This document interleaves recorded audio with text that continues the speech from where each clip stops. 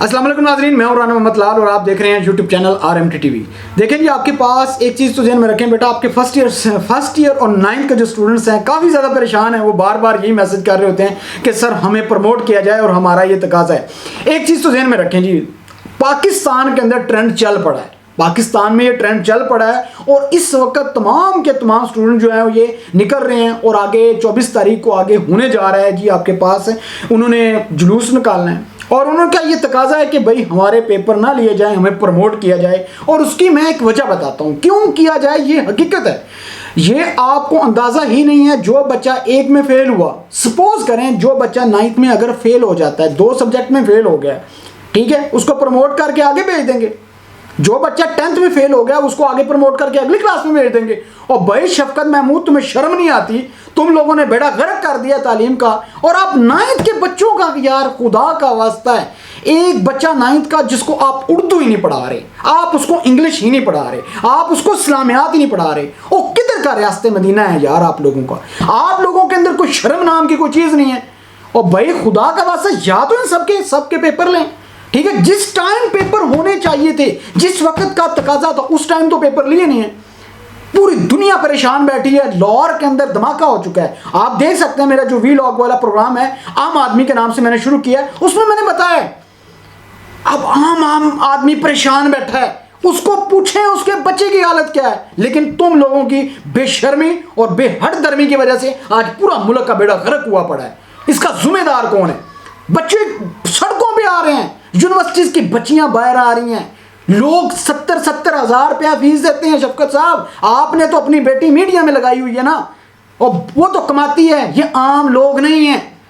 और भाई ये बड़ी मजदूरी मेहनत करके पैसे कमा के अपने बच्चों को पढ़ा रहे हैं। 3-3 4-4 बच्चे यूनिवर्सिटी जिसके पढ़ रहे हैं, उससे पूछो, उसका बेड़ा गर्क हुआ पड़ा है। आगे से महंगाई है, आपको पूरे मुल्क में धमाके स्टार्ट हो गए, जोहर टाउन के अंदर धमाका हो चुका है। अब इसका जिम्मेदार कौन है? स्टूडेंट के ऊपर क्या इफेक्ट पड़ेगा? आपने डेट शीट तक अनाउंस नहीं की, बच्चों की तैयारी नहीं है, बच्चे अपनी जगह पे ठीक कह रहे हैं, आप अपने मुंह से खुद कह चुके हैं। अब बच्चे का क्या कसूर है? आप बच्चे को फेल करेंगे 9th में, अगर खुदा ना खास्ता, मैं आपको गारंटी से कहता हूं, फर्स्ट ईयर का बच्चा, 10th और उसके अलावा 9th का जो बच्चा अगर खुदा ना खास्ता 2 सब्जेक्ट में फेल हो जाता है, आप उसको भेज देंगे अगली क्लास में।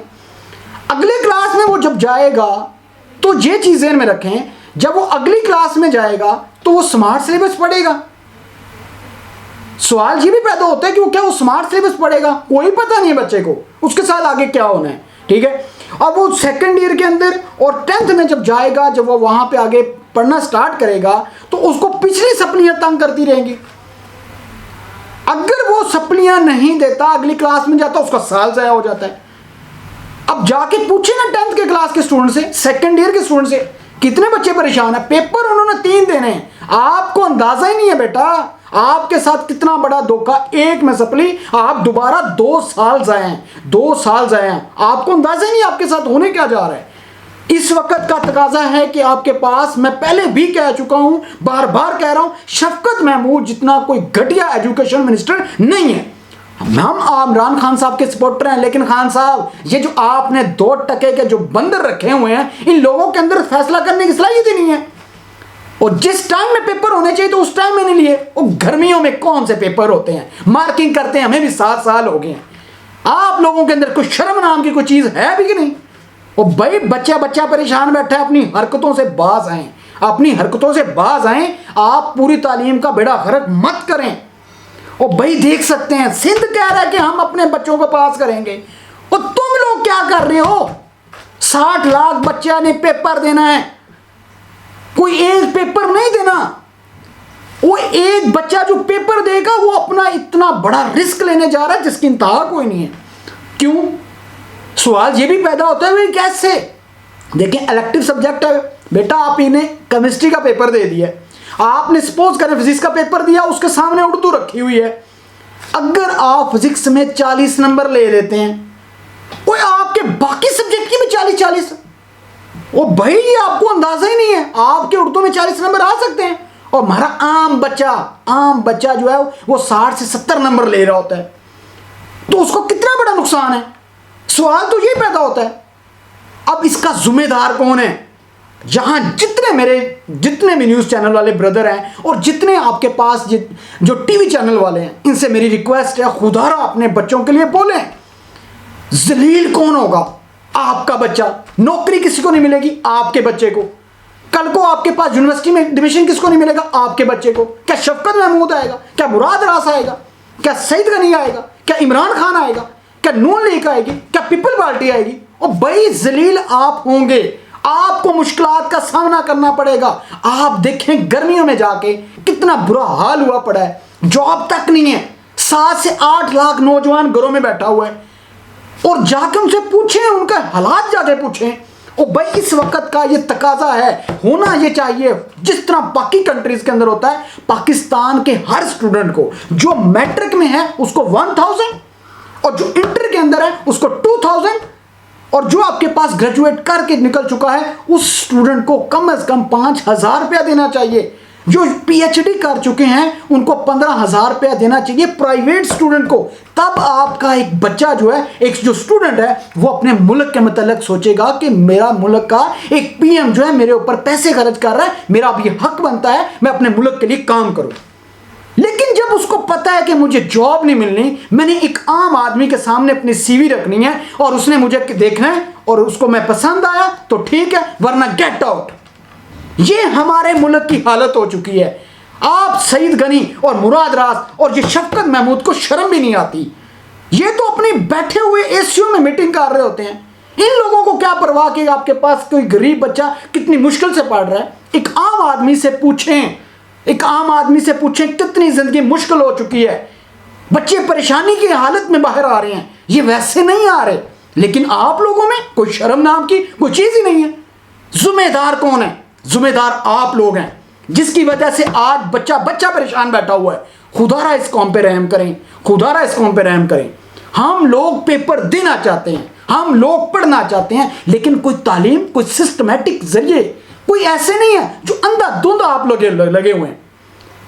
ये अगर इसी तरीके से होता रहा बेटा, आप लोगों का नुकसान होगा। मैं दावे से कह सकता हूं, यकीन मानिएगा, आप पेपर दे के आ जाएंगे। और भाई 60% वाले को कोई यूनिवर्सिटी एडमिशन नहीं देती, आपको जॉब नहीं मिलती। आपके जॉब का जब टाइटल आता है तो उसमें लिखा होता है कि जिन लोगों की 2nd डिवीजन है वो अप्लाई मत करें। ये पाकिस्तान गवर्नमेंट का असूल है। उस वक्त शफकत महमूद होगा, मुराद रास होगा, इमरान खान साहब हो गए।